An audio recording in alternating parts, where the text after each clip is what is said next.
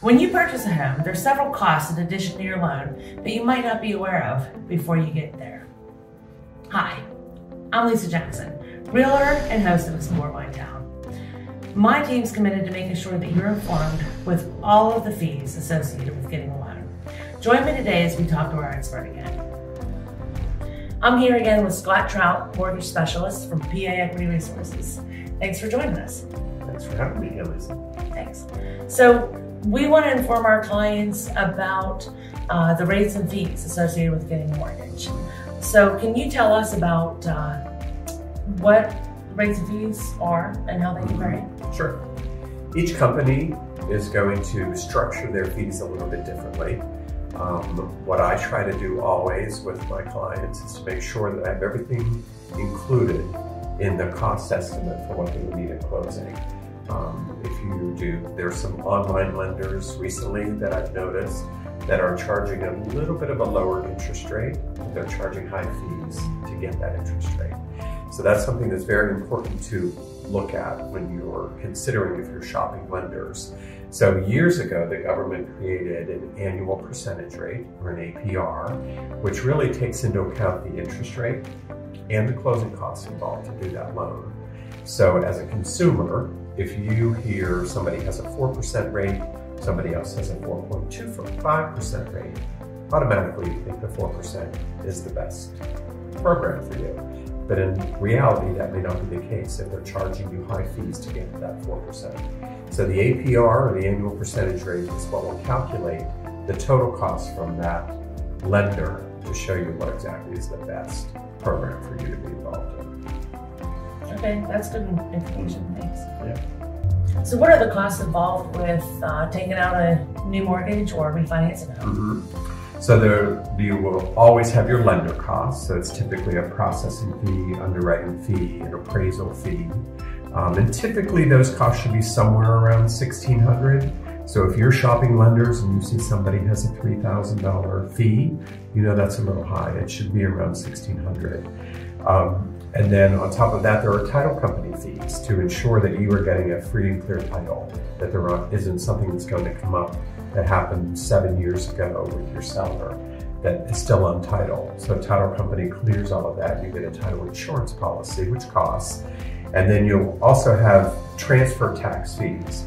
And that's based on the area that you're choosing to purchase your home. So if you're in Westmoreland County or Washington County, typically it's 1%. There are a few places that are a little bit higher, but if you were in Allegheny County, it could range from 1% to 2.5%, which is the percentage 5% in Pittsburgh, the city of Pittsburgh. Correct. Now. But then that's split between a buyer and a seller. So as a buyer, you would have a 2.5% fee if you're purchasing a home in the city of Pittsburgh. So that's 2.5% of that purchase price, which can be pretty hefty. So that's why I say the fees can vary quite a bit. They could also vary based on the taxes. You could find say a $200,000 home somewhere with taxes at $2,400. You could find the same $200,000 home somewhere else with taxes at $6,000. So it all depends. So those costs can really vary depending on the area that you're looking to purchase in and how much those taxes are.